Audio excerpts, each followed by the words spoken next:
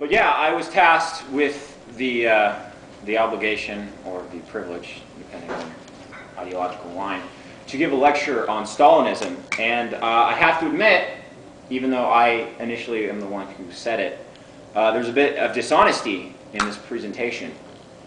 And I've been, like I said, tasked to give a lecture on Stalinism. However, Stalinism doesn't exist. Stalinism is a term that anarchists, Trotskyists, and left communists use as a slur against Marxist-Leninists, especially Marxist-Leninists pursuing the project of the Soviet Union after Lenin's death, generally under the leadership of Stalin, to the secret speech by Nikita Khrushchev. But there is no coherent definition or understanding of ideology that can be applied. In fact, it's used from people as different from Stalin himself, Enver Hoxha, Mao Zedong, Che Guevara, to Kim Jong-il, and it's basically thrown, and there's no inherent links between any of them that can be teased out. And even though this is a theory lecture, I will try and give a theoretical apparatus that is most notably called Stalinism, which again, I think is just Marxist-Leninism in practice. And then I will have to do this through the historical examples because again, theoretically Stalinism doesn't exist. It's Marxist-Leninism in practice. And so unfortunately I will be drawn into also giving historical examples to sort of give grounding for the theoretical constructs.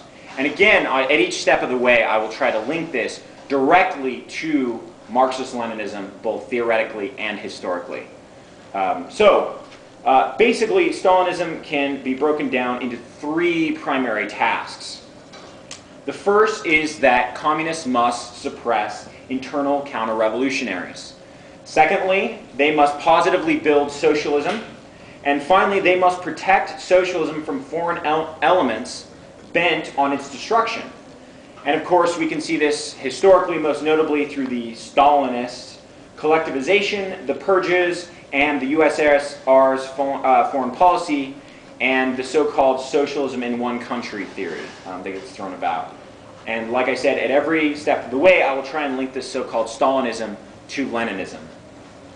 So first, the Soviet Union arose out of feudal Russia. They didn't have a large amount of industrial workers, known as the proletariat, and instead, most of the people in Russia were peasants, right? They worked individual plots of land or worked for a landlord. Moreover, the ruling class at the time of the February Revolution, this was the first Russian revolution that caused the abdication of the Tsar, at this time in February of 1917, it was basically a feudal, monarchist, and aristocratic ruling class. The bourgeoisie, right, known as the capitalists, the factory owners, the bankers, etc., did not have the same power that they had in Western countries. So, of course, the composition of the U.S.S.R. remained incredibly mixed. This consequently led to various classes having wildly different class interests, right? And, of course, consequently, these conflicting interests led to a massive amount of internal strife within the country. The proletariat as a class, right, the workers, sought to create industrialized socialism, right, the traditional notion of Marxism or communism. The bourgeois, of course, sought counter-revolution and a return to capitalism, possibly liberalism, although many of the bourgeois, that is the rich owners, were more than happy to have Dinkinen or Wrangel or any of the other white aristocratic strongmen be in place. So there were some liberal bourgeois, but there were also monarchist bourgeois of the white Russians. Finally, the petit bourgeois, who are like small business owners, artisans, craft people, sought to return to just a general market system. Oftentimes they would have a conception of socialism, which is that people would be freed from large capitalists, large bankers, but many of them themselves hoped to be large capitalists, large bankers. So we have conflicts even within, right, the structured classes. And then, of course, the real difficulty among conflicting desires arose within the peasants. This would be the vast majority of Russians.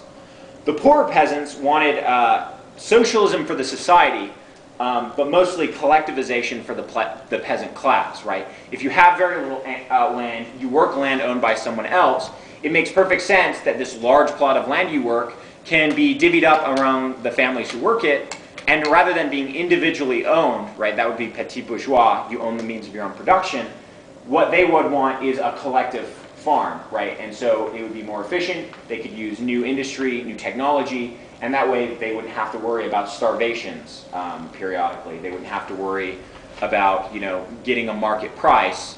They could work it essentially like a factory, right? But of course, it would be collectivization rather than, you know, socialism proper, because it's not. It at that time was not industrialized. So this also led to another class of peasants, the rich peasants, who were named as the kulaks, who wanted individual trade and freer markets. Now, these peasants might want land reform, but they wouldn't want land reform in a notion of collectively owned farms. They would want large feudal estates broken down into individual chunks, right, and then divvied out to individuals. So those individuals could then pursue the market forces and, you know, gain more money and essentially become rich landowners themselves, was the goal of many of the kulaks. So, of course, right, the bourgeois class obviously served to disrupt the building of socialism.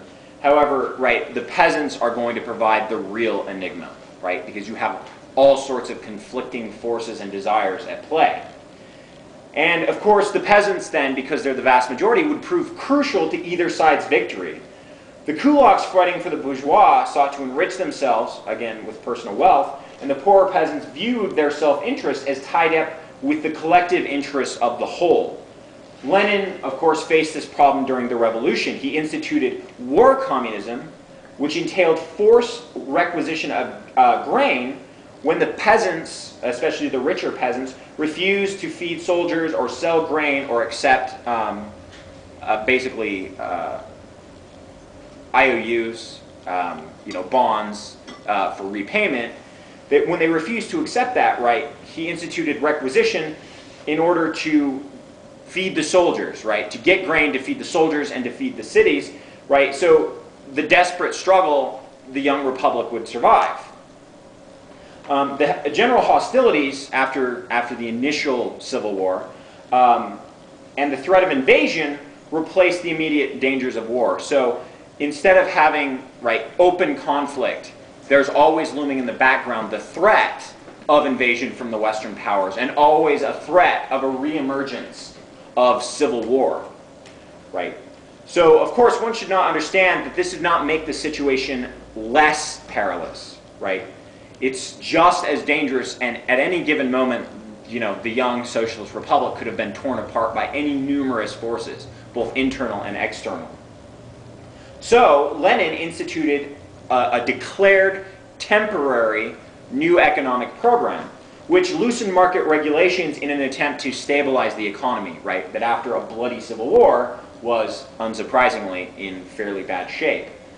Now, at this point, one should understand that many thought the Soviet Union should undergo rapid industrialization and collectivization.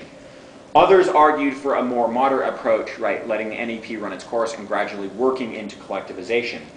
Stalin actually fell in with the more moderate group because he didn't want to jeopardize the gains made by the Soviet Union by pushing them into a new radical policy that would reignite conflict between the classes and open alternatives, right, for foreign invasion. So, in this case, the Soviet Union allowed the peasants to grow rich, and the faction for collectivization led by Trotsky fell out of power. But again, it's important to note that this was not simply power politics, but there was, in fact, policy issues that are deciding who would ascend, such as it was, and who would fall. In this case, Kamenev and Zinoviev, and later Bukharin, were the more moderate so-called right-wing faction or center faction, depending. They're the right-wing faction if you're a Trotskyist. They're the center faction if you're a Stalinist, or I would contend, right, a rigorous Marxist-Leninist.